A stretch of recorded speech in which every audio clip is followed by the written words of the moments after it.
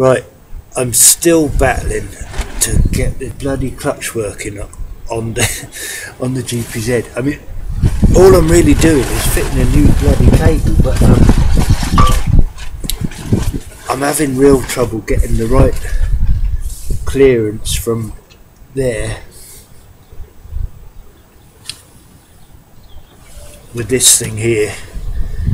And what's happening is these three ball bearings which hold the things apart,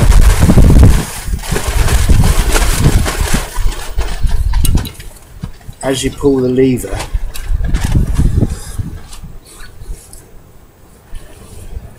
this thing pushes the ball bearings on a sort of a cam, and that pushes the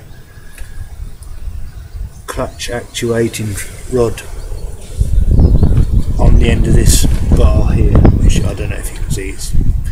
Trust me, it's on the end of my finger. Now this bit goes up that way, this bit is the actual arm, and that goes facing down. Well, I'm presuming it faces down. Yeah, I'm sure that I say that because the cable comes in at the bottom of the game, and the cable comes in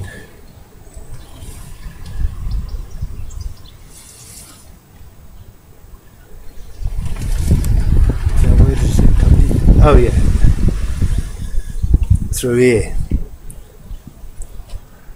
through that hole there. That's where the cable goes through, like so,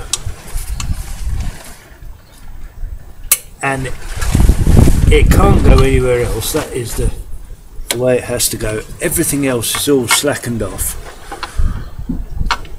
The lever of slackened, adjusting not at the lever, and here on the frame. See? Oh, bugger, you can't see that still. Right. So I've got maximum slack there.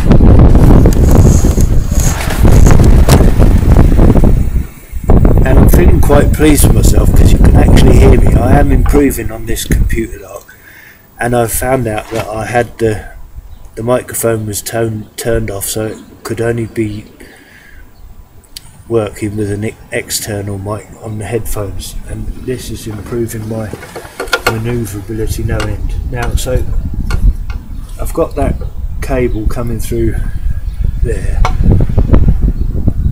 and I've got that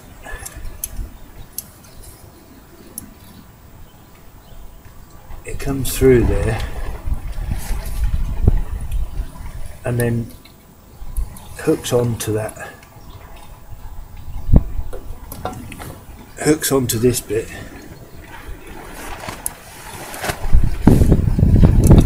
and it's not altogether satisfactory because I could really do with a split pin. And actually saying that, I know I've just know where I can find a little split pin just for that. I'm feeling pleased with myself because I was racking my brains thinking, where can I get a ball bearing from to go on the end of this operating rod that sits in this thing here.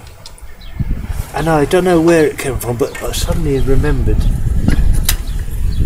this is the foot peg hanger off the TDM, and I can remember Ginger at RDM in Luton demonstrating to someone how well I looked after my bike, which looked like a pile of junk. I was always covered in shit. By saying I remember him saying to someone, that bike is one of the best looked after bikes in Luton, and the bloke said, well, what makes you say that? How do you know that?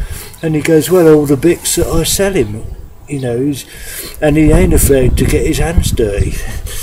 And then he said, watch, and he got the foot peg, which was folded up, and he rested it down, and you could hear the little click, you know, as there's a spring and a little ball bearing in there. So when you wind it up, it goes click, and it holds the foot peg up in place, and when you wind it to put the foot peg down, it goes click. Well, it does if it's well maintained and cleaned and kept greased and stuff. So anyway, that I don't know what brought it to me, but that reminded me that there is there was a little ball bearing in there, and now you can see here I was using a bit of wire from, I don't know, something, a bread bag or something, I don't know, to hold the cable in place, because once it's gone through this hole, it's pointing downwards, because it goes around that way, so it's pointing downwards. So in an ideal world, once the cable is in, it could do with a split pin to go in behind it through this little hole, and there is a hole there for it to stop the inner cable coming back that way. And anyway, so that's, looking at this, there's a little split pin just about the right size of the one I want. So part 2 will hopefully have the clutch working.